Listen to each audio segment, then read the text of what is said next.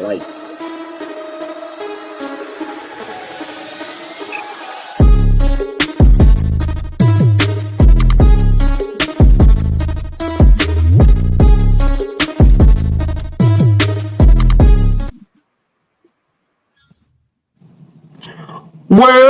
Well, beautiful people, best damn nation.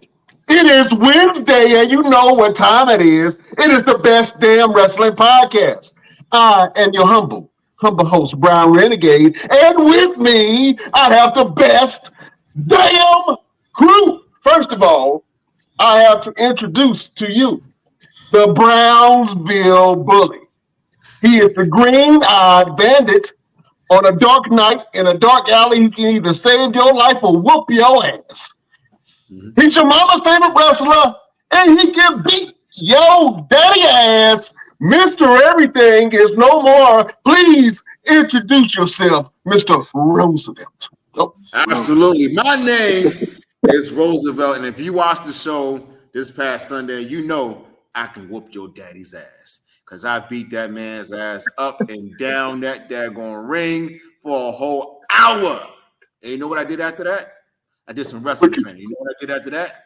I went and did a 2-mile walk. You know what I did after that? I had me some milk cookies, okay? Because that's what I do. I whoop asses, and I don't even take the names. I just go get some cookies and milk. That's what I do. Oh, man, listen. Our lives have just gotten cooler. We have two certified legends in the making in the building. Mr. Everything, Roosevelt, please introduce our esteemed guest. Absolutely. So, ladies and gentlemen, if you are not listening to the radio today, then you are missing out on an amazing artist that we have here with us in the building on the show. Man, listen, a little background with these gentlemen. I follow them. I listen to their music. I'm good friends with a good friend of theirs, Jimmy H, and he dropped a joint on Instagram, and I was like, yo, that's music. What you're hearing on the radio and all that, that ain't it. What they're doing today, that's it. That's the real sound. That's Brooklyn. That's all day. That's hip-hop. That's music. That's what we need on the radio today, and we get the opportunity to have them in the building with us. My man, Fire Monday, the homeboy, the homie producer plug-in. Yo, I want to introduce you guys to the Mud Bros. Salutations. What up? Peace. What up, everybody? Thank you for having us on your show. Absolutely. Yeah, we appreciate the look and the love. And we just doing what we do.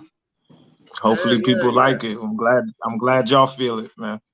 Oh yeah, for sure.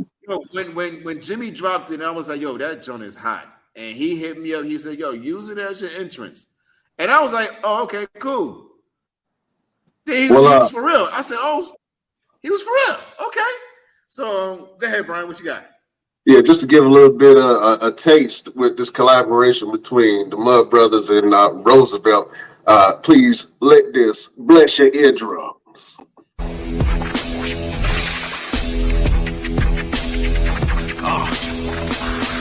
Hell, welcome to the Terror Dome. You should be heading home, cause you could bring all of your ninjas in the Technodrome. I rip right through your flesh and bone and mental capacity. Flood your mind with atrocities and copious tragedies.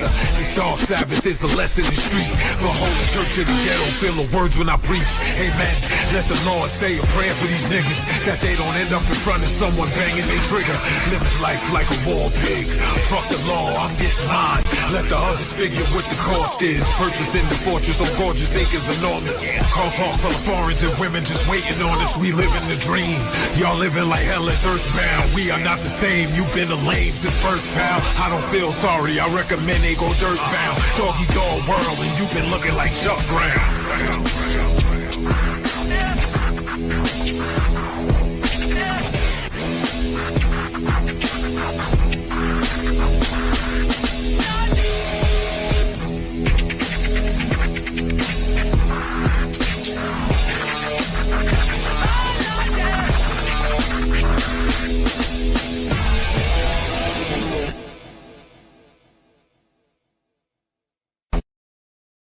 That's hip hop. If you have not ever heard hip hop in your life, that is hip hop. You understand me? Look, can y'all understand why this collaboration was so befitting? Okay, just a little insight. So I did steal their video. I did steal the video, and I put it. That's cool. You just my said it. stuff That's cool. and their stuff, and I was like, you know what? Let me combine. Let me show them how Voltron works around there. You know what I'm saying? Put all the lines together and make Voltron. That's what we did right there, man. I'm excited about our collaboration. Yeah, I appreciate it, man. And just to put this out there, man, this is bucket list for me, man. I always wanted to do a wrestler's theme. Like I've actually ventured into this territory before. It didn't really work out. You know, the guy didn't like what I was coming up with. He said it wasn't finished character, which is cool, which is fine. I get it. I love pro wrestling, so I get it. You know, so I'm just glad that this was able to happen, man. And you appreciate the joint, and I appreciate everything that you're doing for it, man. Absolutely. So let's get right into it real quick. So what motivated this joint? Like what was the mindset behind putting this joint together?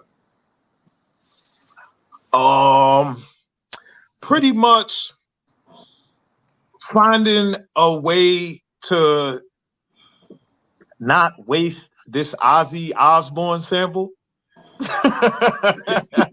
That's for one. So I didn't want to get too intricate to it because it's already like a well-known song with a well-known theme. So it's like, okay, how can I put my little spin on it and still kind of include it? This is why I had the bars towards War Pig and so on and so forth, because it's a big record. Like this record will probably never be as big as that record. So, you know, I'm not one of those dudes that's going to act like that wasn't a big record before, like today's music is now. Everything is a sample from a record that was just hot maybe as recent as 10 years ago. So I'm not going to act like that. The song didn't exist. I'm going to pay homage to Ozzy, but I'm going to do my thing at the same time. And that's how that came about. Absolutely. And the cool thing about it is that I made me and my boy Trust, we sampled the same part, same elements, and I gave it to him, and then he told me like, yo, you know, he said like, yo, you know that like Jimmy Age sent me like kind of the same joint. I'm like, let me hear it, and I'm like, ooh, that sounds way better. Right? Talk your shit. I said way better. Yeah, that sounds way better. Yeah. So Yeah, for man, me, that's like the thing what makes the partnership between me and Plug work is that we doing this with no egos, man. If something ain't it, we don't hold back. It's like, bro, those bars, that wasn't it, or that beat wasn't it, because we trying to have fun, but at the same token, we trying to put quality out there, because we not bums at this. So, and we just not gonna put anything out there. If it's not right, it's not right. I think that's going away with music too. People are going right from the studio straight to Spotify. They don't even care if it's garbage. It's out there. And we need more gatekeepers. I don't care what nobody say. We need gatekeepers in everything. We need people to quality control everything. Like, everything sucks to me right now. Music, movies. Like, I would say one of the bright spots right now is pro wrestling. Pro wrestling is entertaining as hell right now, depending on, where you into it right now. If you're a WWE dude, AEW dude, or whatever. It's fun again. It was a long time it wasn't fun because there wasn't no gatekeepers. Everybody was getting a slot doing this. Everybody had the belt. Belts was hot potato all around. And it made for garbage product. Mm-hmm. You know what I'm saying? What they just did with Roman Reigns, come on, man. You can't be beat. Cody ain't finna beat that. Like, I love Cody Rhodes, but come on, man. You're not finna do nothing better than that just now. Like, you're not. So I think we just need some more quality control and entertainment, man. We need more gatekeepers. We need more people that we can look to. And everybody got to stop this kumbaya shit that we on. Everybody just want to be pals and shit. It's like, no, something sucks. We can't say that. We can't never have that opinion about something, that something is bad. Mhm. You know, I'm probably going to get crucified in your comments for some of the shit that come out my face. But I really don't like nothing, yo. Everything sucks to me. Star Wars, everything sucks to me. Let me ask you a There's no question, because quality you control. mentioned something a few minutes ago about gatekeepers in hip hop, right? And I think that if hip hop really had a core group of gatekeepers or a group of quality control artists, then the direction of the music would be, I think, would be better, and it would have more impact, right? For Who sure. would you put on a panel, like a 4-person panel for hip hop? And producer plug, I'm gonna ask you the same thing for producers. Who would y'all put in charge of controlling the quality of music for hip hop? For artists. Me personally, I think if it's going to be 4 people, I would say from all 4 regions, one from each of the best from each region. Like who's the hottest in LA right now? Obviously Kendrick Lamar. Then you got the Midwest. Who's that? Who would we say was that? I don't know. I don't be paying attention to these dudes that much, but like, you know what I'm saying? You got. But you know what I mean. The Yeah. best from each region: East, West, South, Midwest. There you go. Whoever you would consider the best from each region that can actually rap, and they not Soldier Boy. They not just putting noise out there. You Mhm. know, it's a lot of noise out there. It's like this is never what rap was about. Like you can have fun. We have fun records, but it was still quality to that. You know, it was still people actually rapping. It wasn't just chants and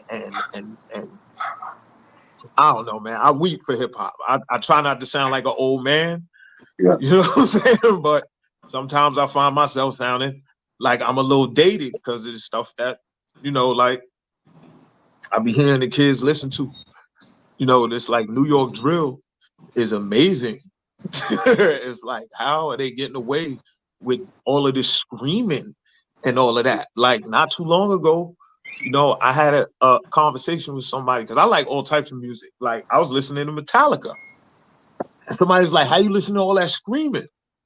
And I'm like, what? This don't sound like what these dudes is putting out now all over the place. Even females is screaming all over the record. That like you can't be serious. Like, come on, man.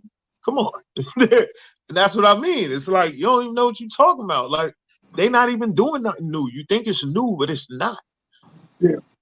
It's just not everybody's not doing it. It's not common. You know, Mhm. Onyx was screaming on records 30 years ago.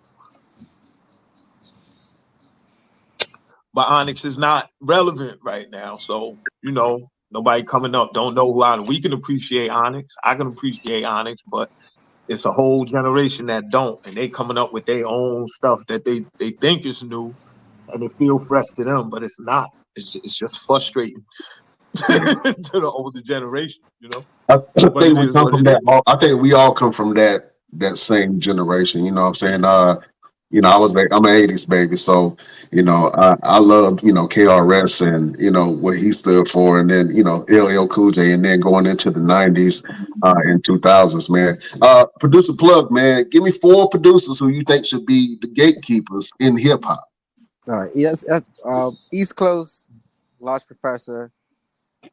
West Coast, obviously Dre, because he still have guys like Kendrick, uh, Focus.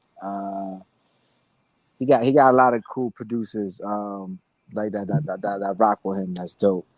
Uh, Midwest, definitely Young Chop, Young Legend. You know what I mean? Everyone's still doing the drill sound. We talking about drill. That's his sound. Like it's still prevalent to this day. Still using those sonics. And then South, man, South, man. I mean, he's not from the South, but I have to say Bangladesh. I think people kind of rock with that dude. I thought you would go. I thought you would go Timberland with the South. Nah, I'm going a little Nah, bit more. that's Timbo. Nah, Timbo ain't a bad choice because Timbo has made stars. Yeah. You know what I'm saying? Not So Timbo or Pharrell. That's what I was going to say. Nah. Yeah. That's what nah, I'm gonna roll with. because he You has. see, this is why, like, if y'all could be a fly on the wall, me and him do this all day, because like we respect the same people, but as far as like flavoring, we are vastly different. Like, we are way different, yo. That's why we, Remember, that's why I the told porridge is what it is. That's I told you. For me, Timberland and Pharrell, they're not really hip hop producers. They're like Quincy Jones producers. You know? Yeah, we had this combo. That's they do it all. arguable. You know what I'm saying? I see what you mean. So like you know, can't stop, has that like that hi-hat type of drums, and then when you hear change clothes, it's the same thing. It's like it's Quincy. It's like Quincy. It's like, you know what I mean? Like but listen, Pharrell is a thief. I know. Okay, let's get into it. Let's get into it, damn it. We talk about it. Like he do his thing. He got his flavor, but a lot of his flavor be somebody else's flavor. This is how he end up getting sued that one time. Yeah. Like, I'm not saying nothing people don't know. They just don't say it. I have an issue with that. Like, my fame is not gonna last long. It was crazy because Nori said he had the Holla Back Girl first, then before he gave it to Fabulous. So it was like, damn. Yeah, I heard that. Like, and that would have been a completely different record. Off the Vanilla Ice flow or some shit. Yeah. So if you listen to Ice Baby, it's the same exact flow. It's the same cadence. The Fab song. So like I put that together and that blew my mind because it's like, oh my God, how did I catch that? Because it's very subtle. It's just seasoning. Like I said, Pharrell got his own shit, but he takes a lot of nigga seasoning to make his own shit. He knows how to produce. I'm gonna call a spade a spade. I don't know about everybody else. Right. So real quick, Frau, you mentioned that you guys aren't new to this. You guys, you ain't no greenhorn. So tell us, how long have you been doing it, and what other projects have you done, and what other producers have you worked with, and artists? Well, shit. Oh, we got another hour. We got time. I was in a group when I was a teenager.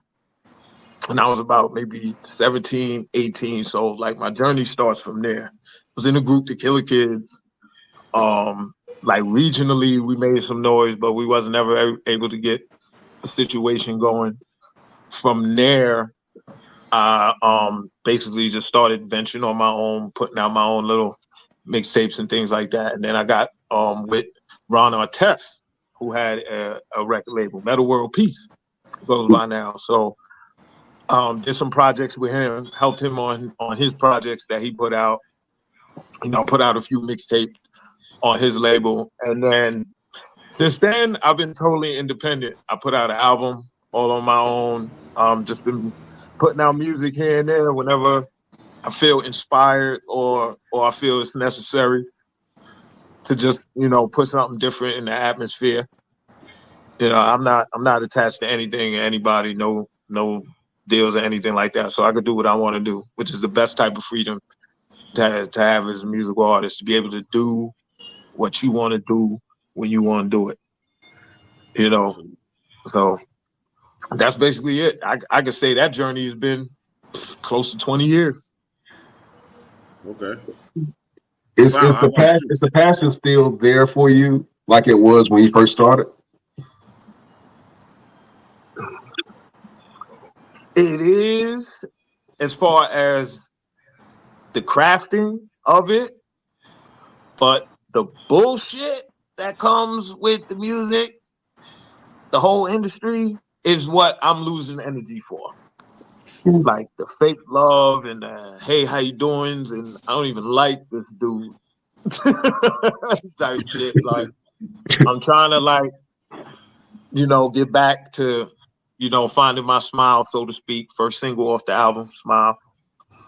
And this is one of the reasons why I wrote it. Yeah. But for crafting and getting in the studio, that's reflex. Like Plug can tell you, I hit a beat, I'm off. You gotta reel me in. Like, hold on, you going too crazy, son. This beat ain't for that. I was like, oh, okay. But I'm just letting you know the wheels is turning. Just letting you know, just so you know. I got one bacon for you. Oh man, Producer Plug, man, how did you guys end up meeting? Well, the name of the group is to pay homage to our good friend and mentor Killer Shah. That's how we initially met. He was doing these he wanted me to do a mixtape for him. So I did this mixtape called The Black Eminem, and it was like a pretty good mixtape. Like mad people really receptive in the mixtape, and he was on the mixtape like, well, we was on like 3-4 times. A couple, right? Couple jumps. They stole these, right? Right? They stole those, right? Yeah. So like 3-4 times you're on the mixtape, and then he was always around Killer Shah, and like was like working on some stuff and always making music. So when he was doing like mixtapes, he would just come along, and we just never like we always like never said we were gonna make music with each other. We were just always like good friends, like oh. So I did my own thing. He started doing like we relinked in LA, like we started doing when Meta World Peace won the championship. So he was like, all right, cool. So he was making music. I was bringing beats over. So we was always like working, but it was like nothing that like we did like our own rollout or anything like that. So I think like down the line, I called him up one day. It's like, yo, we should just work on like some music. Like I'm start sending you some tracks and just write to them and just send it back to me. There's no timeline. We don't just work freely. Like so like sending one beat at a time, songs are getting done, and then what really kind of like got us to finish up like a lot of this just kind of like the reference vocals and the pre-production was COVID. So like a lot of people were scared to come out, and at the time I was living in Brooklyn. I had a pretty dope apartment, so I had like a studio. People wanted to sleep over, they could sleep in the other room in the front. So and I had like a backyard. It was a cool like artist environment made for artists. Any artist, like whoever, anyone I'm cool with, just chill in the crib. So he would just come over and we was just knocking out songs. And then I told one of my friends, like, yo, let's shoot a video. I'm gonna direct it. I got all the locations. I got the vision for it. First, and it's this song. It's called Smile. It's like one of my little, it's the funny part. Like I be making beats from like sometimes like through my Spotify. Like I find like I listen to like a lot of loops, a lot of like old music, and then I just loop it. Like if I can make it sound good on my little Spotify or my little Apple Music or whatever, Pandora or whatever I'm using at the time, if I can make the loop sound good, then I'm like, all right, cool. So sometimes I'll just screen record myself, or I just take pictures of the timestamps, and then I just favor it, and then I just get back to it, And if it's good, then it makes it happen. So I just went back one day. I'm like, oh shoot, this is dope. So I just like hooked it up and sent it to him, and we just knocked it out, A big shout out to my boy Ben Grimm too for engineering a lot of these sessions between me and Monday too. Absolutely. Let me ask you guys a question, man, because the music industry is steadily evolving, and with the introduction of AI, right, that's changing authenticity in the music, right? Do you feel like the introduction of AI tools if music is going to help or is it going to hurt hip hop? We ask y'all that individually. And since you being the producer, I know that you can see the benefits of it and also see the other side of that as well. I think me and my boy, we was just talking about Grimes. She did a Coachella set, and what people didn't know that she was using the sync button for all these years. Maybe she's been doing this for 10 years, like doing these big festivals. And Coachella is the biggest festival to date, and her whole set was off because she didn't know how to actually blend or mix a record off your ear, so it's a double-edged sword. Will it help you in the time of need? Yeah, but you need to know, you need to have your solid foundation first to then use these other resources, because if those other resources ever don't work, like auto-tune, you're not gonna perform in front of 100,000 because your auto-tune's off, things like that. So it's a double-edged sword. I think it would definitely help, but I feel like the main thing is you having a strong foundation. Right. Absolutely.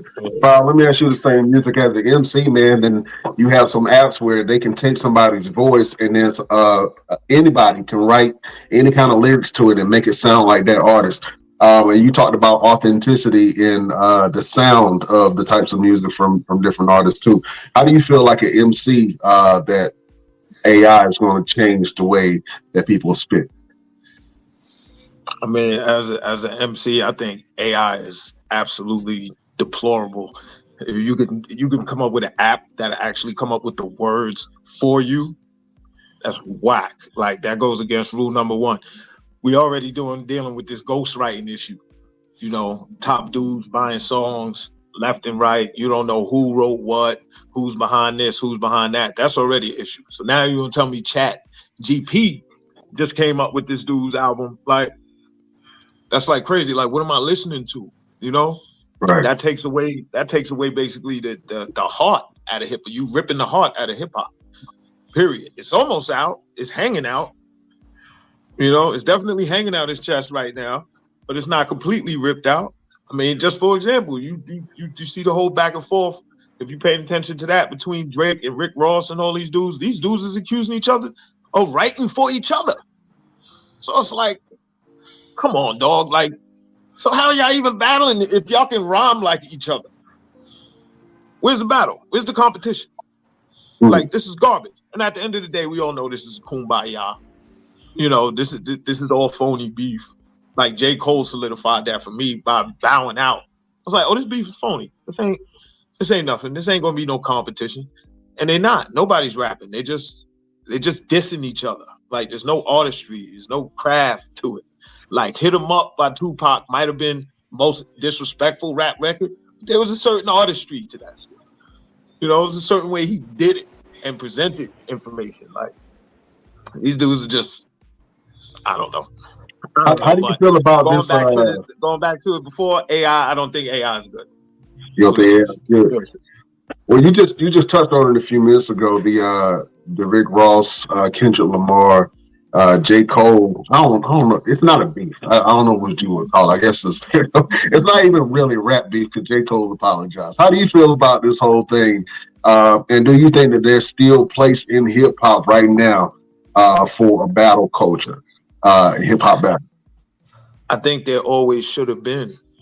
Like, they do it in dancehall all the time. They have sound clashes all the time. The issue is, I think, just with it's just with the American culture and how they deal with entertainment. If it ain't the new hot thing, then it's passe. It's not even acceptable anymore.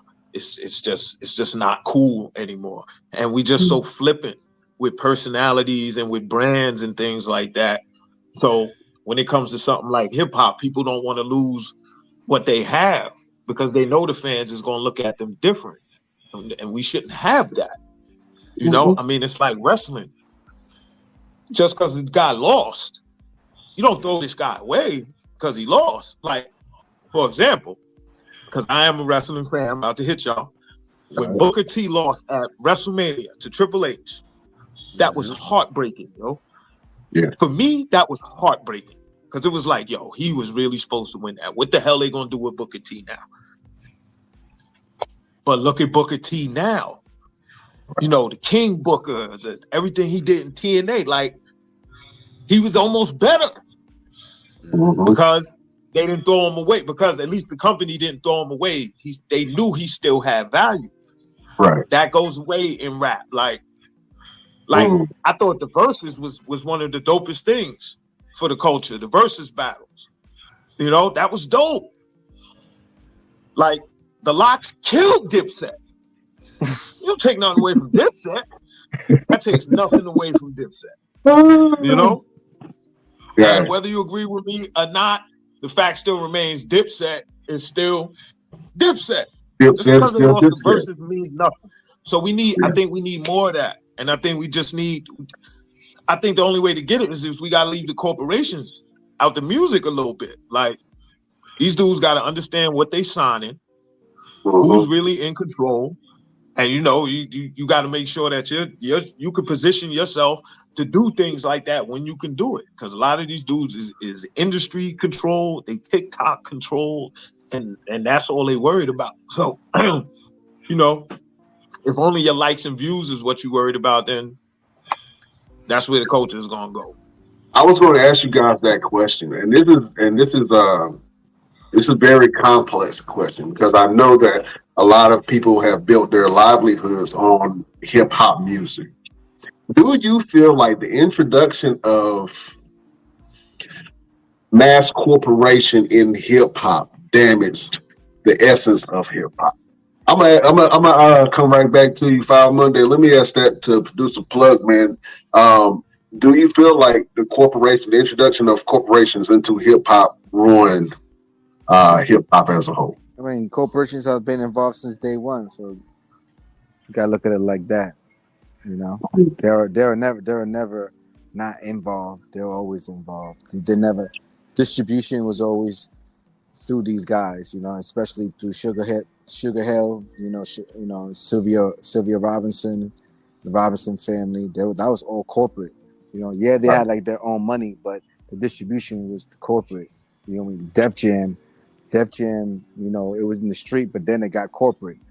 You know, NWA, you know, it was Turner Broadcast. You know, it was all corporate. Raucous Records is Rupert Murdoch's son or something like that. Corporate.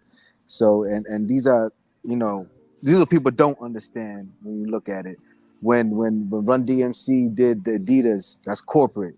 You know, when Michael Jackson got his hair sizzled by Pepsi, corporate.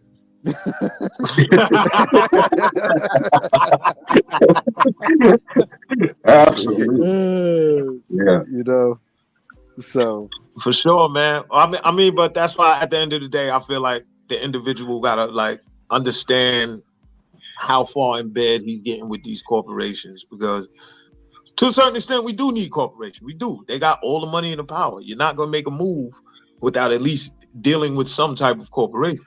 So it's up to you to either gonna be respectful to your pocket or you're gonna be respectful to the culture. Usually the pocket always wins.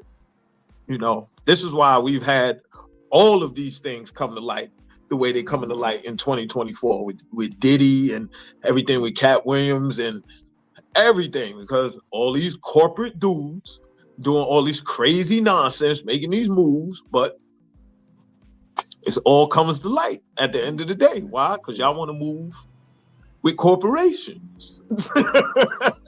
You know, the corporation was more important. They had you being silly out here. Now you're getting exposed. Yeah, I can definitely see that. And I think you're right. I think there's a balance between corporation and artistry, right? And I think some of the greats have found some type of a balance between that, whether they're a producer or whether they're a rapper. How do you where do you feel like, and I'm gonna ask this question to you, Foul Monday, where do you feel like your place is in hip hop right now? I don't think I have much of a place in it. I think anybody that knows who I am and knows what I stand for and knows what I've been through and been trying to do, you know, I think they're probably, you know, I'm more of a pleasant surprise in hip hop. It's like, who is this guy? Why is he so good? And why haven't I heard him before? Like, that's been me my entire career. Where have you been? You know, so I think that'll be my place as one of those guys that's just like, he was out there, he was good, either through not having the right opportunity, the planets not aligning, whatever, you know, his name didn't ascend to certain heights, but I'm good with all that. Like, I'm not bitter. You know, this is all for a reason. Like I said, one of the main reasons why I'm not where some of these dudes is at, because I feel like I can hang with any of these dudes that's out there. Name them, I can hang with. Lyrically, my pen, anybody. So with that being said, And you he know, will it's never just- apologize on a diss record. Yeah, I would never do that. Like I would never do that. Like even if I couldn't sleep, I'm standing on that for the culture, because okay, I put it out there. I want to know how he gonna respond to that. I need to know. I'm not gonna sleep at night. Why? Because I'm a fucking rapper, and this is competition. So you know that's why I'm like it's sucker shit. We got motherfuckers jumping in the ring that ain't even had nothing to do with it. This storyline is wild. Where Rick Ross come from? You know, it's like where's all these other dudes coming from? Like it's like okay, you know, like my homeboy Starvin B always equated rap to pro wrestling. He's like, yo, this shit is pro wrestling. You got this dude over here, World Star, cutting promo about this dude, and it is. It really is. It really is. Because where the hell did Rick Ross come from? I was wondering the same thing. You know what I'm saying? I ain't hear him say nothing about lemon peppers or nothing. I ain't hear Kendrick say nothing about no lemon pepper wings, no Maybach. I ain't hear none of that. He just came out of nowhere, left field with it. But do you feel like, as far as hip hop still being competitive, do you feel like there's a place for a competitive hip hop? Because we know that we've lost some absolute legends in the game and some young up and coming rappers due to rap beef. You know what I'm saying? But I'm saying. This is where I'm going back to the pettiness of the American culture and just hip hop, not even American culture, just hip hop culture. It's just like, why is somebody rapping better than you so offensive that this man has to die? You know what I'm saying? Yeah, exactly. It doesn't make sense to me, but it only makes sense when you step outside of the realm of competition and you start getting real personal with it. You start bringing up dead homies, you know, kids, baby moms, all that type of shit. That's the shit right there that we don't need. If it's competition, then out rap this dude. If it's beef, keep it on wax. And when you see this man, do what you need to do, because all you doing is telling on yourself.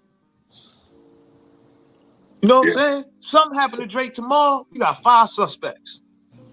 Right straight now. up. Straight 100%. Right now. I don't know about that, but you know.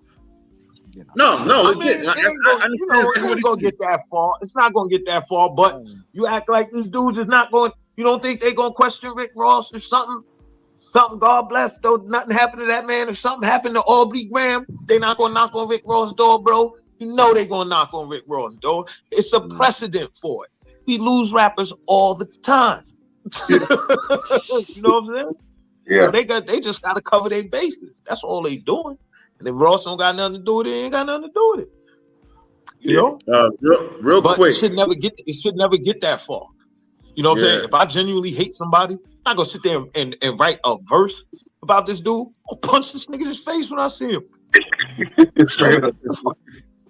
Like, that's it. I'm not wasting no time putting it on the record, letting you know I'm gonna punch you in your face when I see you, so you can have 40 niggas around you when I do see you. Nah, it's not gonna happen. We gonna have a beef. I'm gonna get right up on you close. What up? Come here, let's talk over here. Right. Yeah.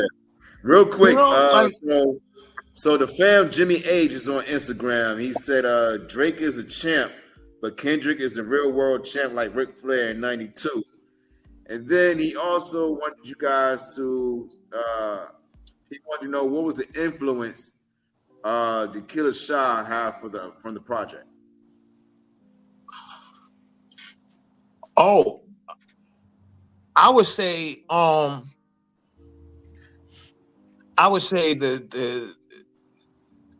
as far as the soundscape is concerned, and the loops, and the production, like, cause Shah was real heavy, loop heavy type producer, so we made sure to try to incorporate like that type of production on this album.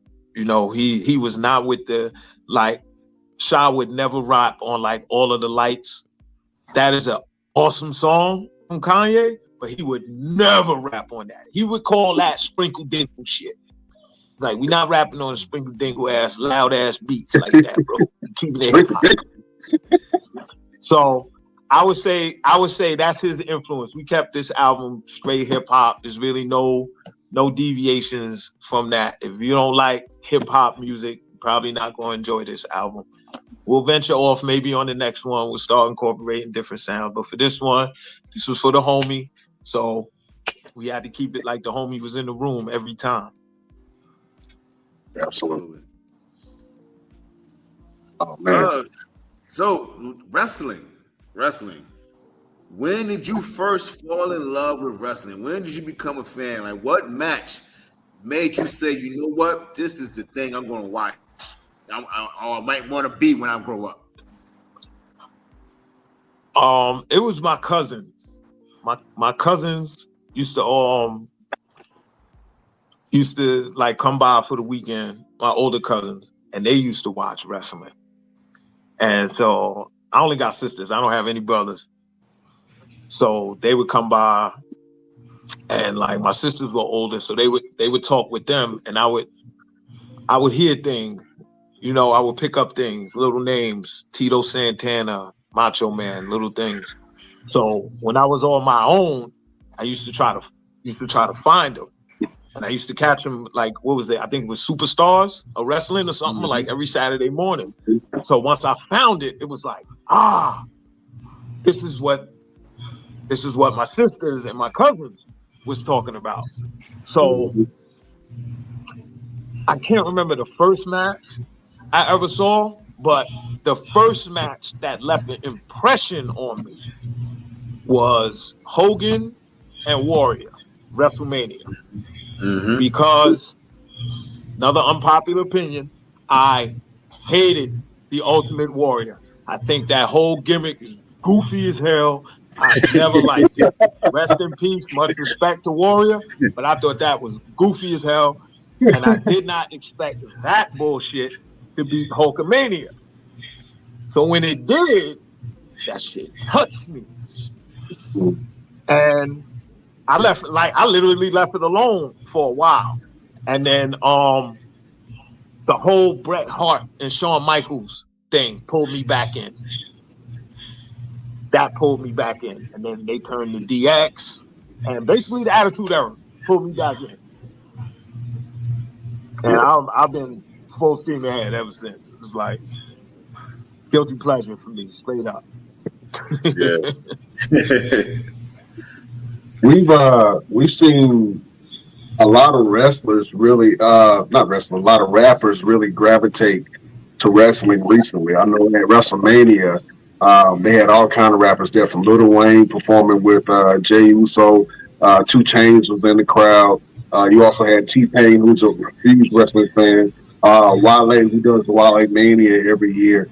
A lot of rappers gravitate to hip hop.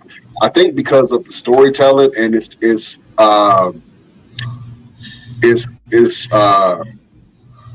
violence, right? But you're telling a story of violence.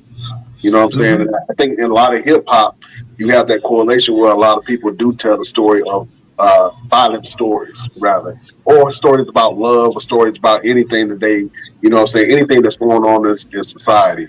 Have you ever put, before the song that you just made, have you ever put wrestling references in your rap? All the time. All the time. I got a song where I put some Broken Matt Hardy references in there. I'm trying to remember. I think it was like no one will embrace you after I delete you. Absolute mules get abused for their evils. Like, I'm pretty sure people heard that and was like, "Yo, this dude be playing with words." I totally stole that, like from wrestling. So that's just one reference. I can't think of any more, but I do it all the time. All the time. I pull, like, my lyrics come from the world. So, you know, if I can make it sound good, I'm using it. Yeah. Like, so who was some of your favorites? I know you had mentioned Booker T and some other people like Bret Hart, but who were some of your favorites that you gravitated towards in wrestling? Pretty much anybody that wasn't too gimmicky, because I got a lot of guys that I like, and they kind of geared towards being actual people, you know, and not so much characters. Those are the kind of wrestlers I like. Like, I'll give you an example. Like, I wasn't really too keen on The Undertaker until American Badass. Mm. That might be unpopular, but that was it for me. It was like, okay, this dude's trying to be normal. This makes sense to me. Yeah. You know, this makes sense to me. So I like those kind of dudes. Like I like Will Ospreay. I like Bryan Danielson. You know, I like the Steiners, Big Papa Pump before he got too ridiculous. But the Steiner brothers, what? Legion of Doom. You know, pretty much the classic guys. I wasn't into like Repo Man or Doink or you know, these fucking clowns that are just clearly for entertainment. Like I like to. I know it's. I'm not going to use the bad word. I know it's scripted and predetermined, Thank you. I want to enjoy it like it's not. And when you come out, you know, and like I really had a hard day with the New Day, with throwing the fucking pancakes and all that shit. It's like, yo, I know you guys are better than this. I know it's like, but to see talent like that, having to do that is like, you know. Yeah. Like, it was good that he was a champ, and then they spoiled it with the 9-second loss. It's like, come on, man. Now he's back to twerking and throwing pancakes. I can't stand this dude on my TV. You know, so I don't like those guys. Like right now, I like this. Who's it? Braun Breaker, Roman Reigns, Adam Cole. I like Kenny Omega. I dig New Japan. I like New Japan a lot. They trying to keep that feel like. This shit is real. We are punching, we are kicking each other, we are slamming each other on the neck. I like New Japan. Yeah. So I like the hard hitting stuff, I guess. You know? If your wrestling style, if your rapping style was a wrestler, who would it be? Chris Benoit. Oh shit! All right. Woo! All right. Hey. Yeah. Technical as hell. Ferocious. Yeah. Controversy aside, I feel you. Yeah. Yes, sir. Rest in peace to his family. I guess I have to say he's a piece of shit. He is, you know, but he was one of my favorite wrestlers growing up. It's unfortunate that, you know, his legacy is what it is, but yeah, if I had to model, say my rap style compared to wrestler, I would say him, regardless to what. Oh man, you might have to make a bar like that. I just saying. If they let me, like, if the internet don't go batshit, like, oh, this guy said Chris, Chris Benoit. Like, Yeah. you gotta make it so good that they'll skip right by that and they'll be like, damn, that was messed up, but that was a hot bar. You know what I'm saying? That's the thing. You gotta want that line. Man. I try not to let like the world and social media influence me too much. Like it's like I say, if I like it and I make it sound good, Mm-hmm. I want to be able to say it. You know, it's art, and people are losing that. Back to the corporations, the corporations will help you lose the idea that this is art. You know, and it's just a tool to make money. It's like, nah, like every painting is not to be sold. You know, every poem is not to be spoken. Sometimes it's good on the page. You know, I got a million rhymes that I would never present to anybody just because that's just for me. That might be just me sharpening my swords and stuff, you know? So I think we need to just remember that this was art and, you know, try to keep as much poison out of it as we can. Absolutely. I got another quick question for you. Jimmy said, and this is a good one. He said, which wrestler would have gotten a pass to walk through QB and which one wouldn't? New Jack would walk through QB Straight up. and probably move in. New Jack, who wouldn't probably Vince McMahon himself. He probably has no interest in ever coming to Queensbridge. Old school Vince would have did it. Where you going? Who you with? Yeah. You know him? Y'all know him? You don't know him? All right, you got to go, brother. You got to go. That's how it would be for Vince McMahon. Like, oh, you know him? You don't know him? Oh, you got to go. You're like, yo, who is this dude? He's like, you gotta show me, pal. I'm like, nah, you gotta go, homie.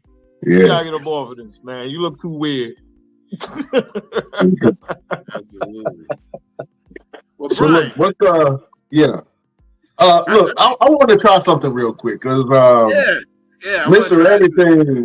Everything always has a problem with the wrestlers that come on the show. We got this segment called Wrestling School. It's best damn promos, right?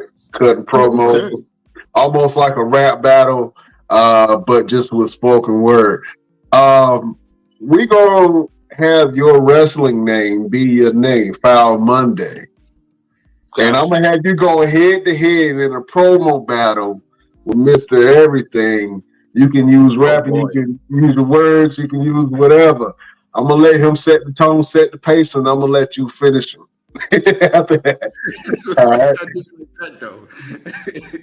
All right. So we're gonna try this. I'm gonna let him, Mr. Everything, you're gonna start.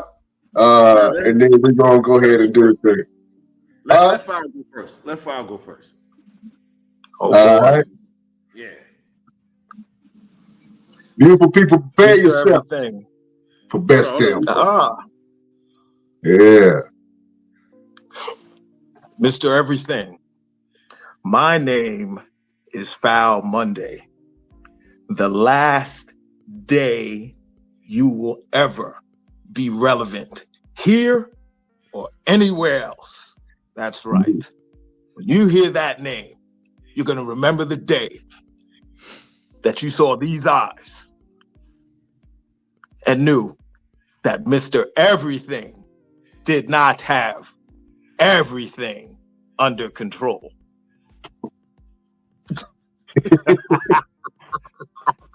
Shut up! I say that's not that. Gunsling over this bitch. Oh man, that was a great one. Mr. Everything with Roosevelt. You got a response to that, sir? Yes, I do. Since you want to come into my side of the things, I'm going to come over to your world. We all know that I don't rap and I act. But just like Bane did Batman, I'm going to break your back. Oh. You a rapper, which name sounds like Foul Monday. I'm going to take producer Plug-in and plug your nose on Sunday. You want to step in my world like you know what you're doing. What's that smell? Smell like you boo-booing. Again, I don't. All right, let me really get into it. All right. You come on the show and you're speaking the words of legends. You're speaking legendary, and you feel as though that the words that you have meaning.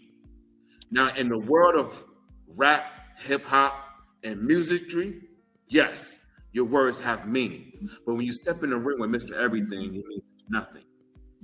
You step in the ring with Roosevelt, none of it means anything. You had a hard life, a hard time getting to where you're at right now. You stand toe to toe with me. You lock eyes with me. Everything you ever done in your life will be erased. You become obsolete. And just to steal a page out of your book, everything you ever done will get delete.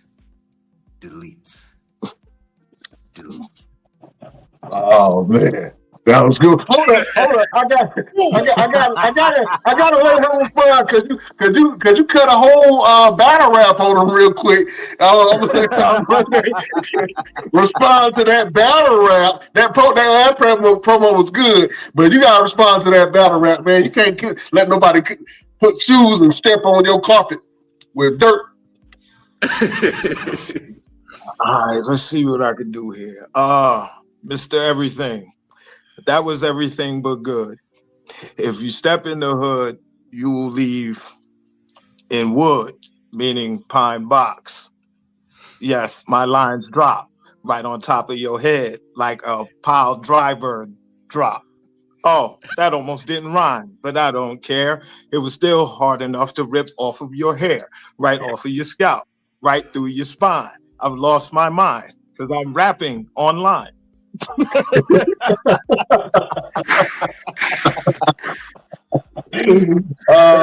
was going, but I killed it. Nah, that was amazing. That was absolutely amazing. Hold up, Mr. Everything, don't give up your day job. Oh man, that was one for the ages, folks. That was one for the ages. That was fun. Awesome, Yeah, awesome. We're gonna have fun here. That was fun. Claps and tap taps. Yeah. Producer Plug ain't want none of that action. That's why he had to drop off real quick. Went to go clean his glasses. Oh man. Well, listen, Foul Monday, man. What's next for you, my brother? We gonna get this album rolling out, and then I'll get back to Foul Monday business. I'm definitely going to probably put out a solo album if I can get it out this year, because I've already started working on that. And we're just gonna keep the train rolling and see what we can do when we can do it. Like right now I'm wearing my boy Sid the Third from Slipknot's hat. We've been working together and putting some stuff together. So, we'll see where that goes, man.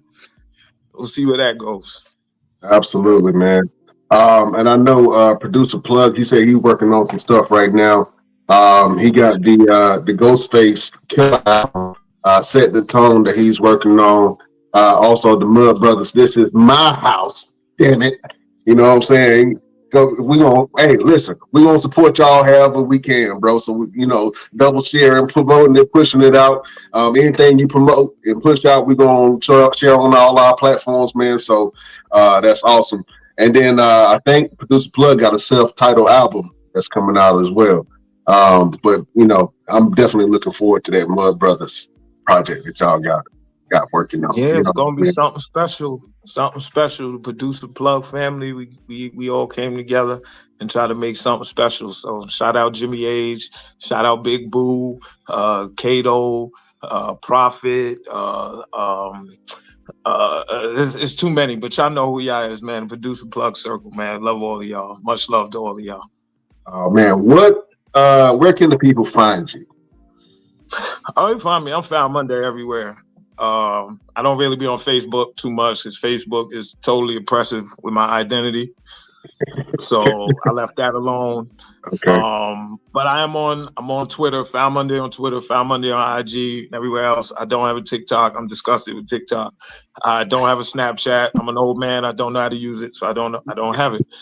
So so there I go. Foul Monday everywhere else though. You know. Absolutely. And look, we like to do this thing at the end of our show where we give a word of motivation, something to help people get through their week. It's usually like a quote, something of inspiration. We call this the final word. So Foul Monday, if you got something on your heart, on your brain, and on your mind, sir, do you have a final word for your beautiful subjects?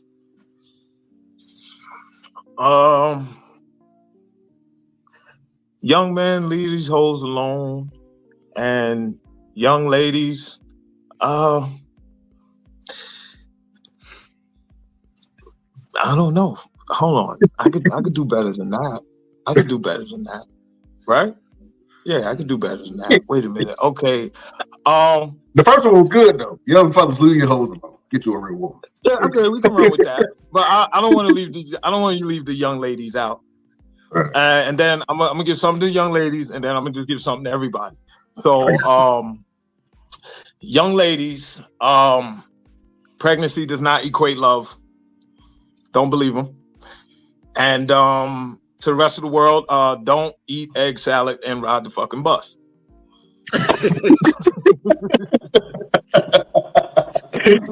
Oh man, that was a good one. Who the hell eating egg salad? First of all, who the hell eating egg salad? Period. That's old school. You know what I'm saying? You see a young chick eating egg salad, run far away. run far away. She might have an old last name like Bernice or some shit. Yeah, This is Bernice. Yeah. Yeah. Gloria and shit. It's real. Yeah, man. Listen. You met Ruth? I was like, I don't know. Ruth got to be 60 years old, ain't she? Yeah, Ruth. She's 19 years old. You ain't never met an 8-year-old Ruth. Straight up. A 9-year-old Ernestine. Hell no. Old ass names. Oh man. Awesome. Mr. Everything, do you have a final word for your beautiful people? Absolutely. I'm gonna take an old one. Before you point one finger at somebody else, realize there's 4 pointing back at you. You know what I'm saying? So don't put the blame on nobody else if you're not willing to step up your own shit and realize that you are in control of your own destiny. You're in control of your own narrative. A lot of people walk around and want to say, well, I'm not where I'm at because this person didn't give me opportunity, or this person tried to hold me back, or this one. Man, listen, there's ways to get where you want to be without depending on anybody else. That's why it's called free will. So use your free will to get where you want to be, and don't point your fingers at anybody because you got several fingers coming right back at you. Absolutely. Absolutely. I love that. That is a final word from the one and only Roosevelt. And I've been calling Mr. Everything also. And, you know, that's just Monica. Yeah. I'm trying to break out. Like Skip. Skip, come on, Skip. Oh man. I'm gonna do this final word. It comes from a Michael Render song, Killer Mike, called Run. And he had a line on that where Dave Chappelle said, "You're a leader. Lead." And every time I listen to that song, that particular part just stands out to me. You know what I'm saying? So if you have the ability for people to pay attention to you, if people flock to you naturally, if people hang on your words and they trust your words and who you are as a person, if you have the ability to lead, whether you're a leader in your industry, whether you're a leader in your own home, it's up to you to go ahead and lead the people that depend on Leadership is not something that you just volunteer for. It's something that you were chosen, whether people choose you or God chooses you. But if you are a leader, then lead. That's all I got to say. That's for the leaders out there. Everybody is a leader. But if you are a leader, Excellent. then lead. You know what I'm saying? And we talked about gatekeepers earlier in the hip hop. I think that if a lot more of these rappers that have all this influence was able to lead, then the community, the hip hop community, will be in a better state. That's all I got to say. That is a final word from your boy, Brian Renegade. You know what I'm saying? Yeah, you know, we need. You said it yourself. We need more gatekeepers and we need more leaders in our community. If you know what I'm saying, I think if we had more men and more people step up, then things will be a little bit different. They're a little different in our communities. Dig it? That's it. You can find me at Brian Renegade on all platforms. Roosevelt, where can the people find you? Yeah, so the Instagram has been changed. It's now Roosevelt Pro Wrestler, Pro Fighter, rather. You can find me on the TikTok, official _ Mr. Everything. Got to change that eventually.